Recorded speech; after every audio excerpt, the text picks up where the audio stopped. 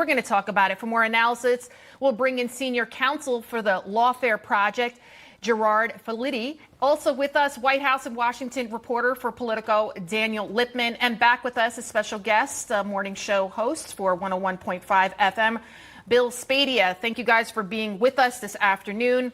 Gerard, let's go to you first. Talk to me about how things are starting to look for Tim Scott.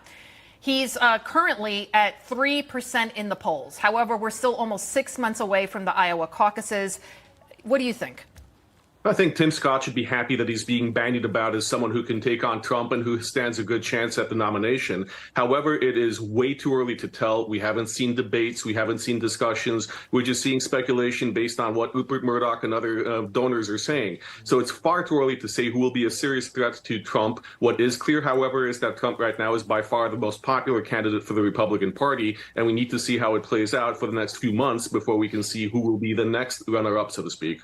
Absolutely. Now, Daniel, despite DeSantis' recent dip in the poll, he still insists he's the most electable candidate for the GOP.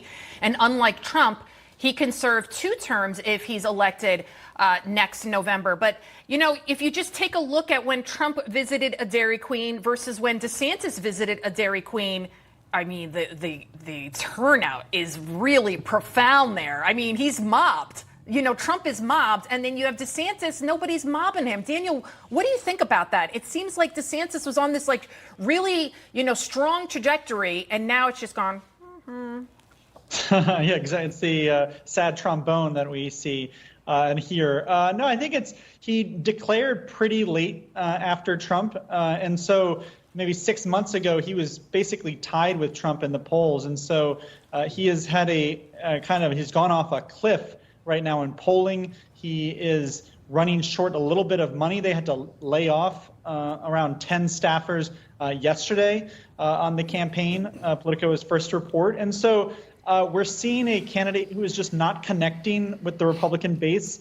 He has promised, we're going to roll out a lot of policy. We're going to do more mainstream media. But I don't think this is going to be a campaign that is going to be won on what white paper on economic tax rates is more, effective with the economists. This is kind of, do you like Trump or you don't? Right. So, Bill, Trump was at Turning Point USA conference yesterday in West Palm Beach, and it was a packed crowd. Yeah. If we could come out back here to the studio, guys. All right. Okay. I'm not sure if the director's listening. There he is she? But okay, there Trump. we have. There's Trump. All right. So we got let's play a little bit of Trump there. Let's take a listen. We lead the field by 50 points among young voters. Think of that. With Trump at 64% and a gentleman named Ron DeSantis at 14%. He's at 14%. And I don't know why he's not here this couple of days, but he should be here. He should be here representing himself.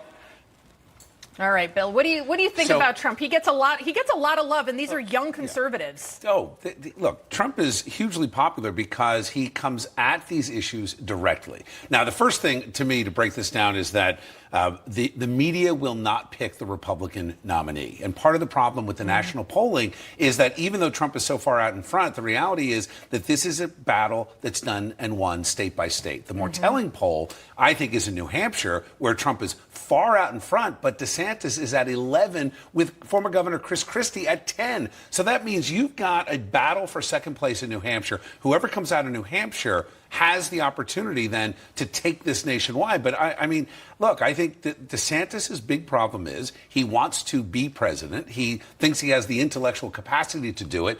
He doesn't want to campaign for it. And it's showing that he has a lack of energy when it comes to actually interacting with voters. Trump, I don't know where he gets the energy from. It's amazing. And he's spot on. He's relaxed. He's comfortable.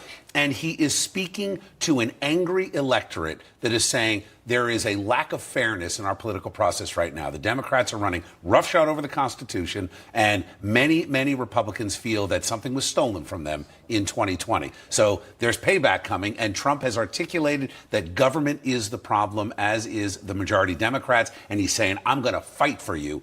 That's a winning message. I want to do like a quick round robin because we got a minute left. Let's start off with you, Bill. What do you think? Do you think it's a mistake if Trump does not debate? Because he's talking about he's not debating. I don't think think he should. don't I think don't he think he should? should. It's a battle for second. Trump should step back and say, I've got a 20, 30-point lead in most of these early primaries. Okay. Let's see who my main challenger is going to be and ready for that fight. Daniel, you?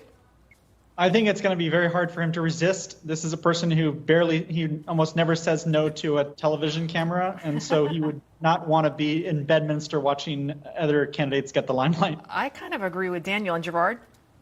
I agree. I think that right now it's not in his interest to debate, but at some point further down the line, when there is a clear second runner-up, a second choice, then he will kind of be drawn into it. So don't expect him to show up for a debate now or in August, but expect him to participate next year when the gloves come off. All right, we shall see. Gerard, Daniel, Bill, you'll be back with us. Thank you, guys.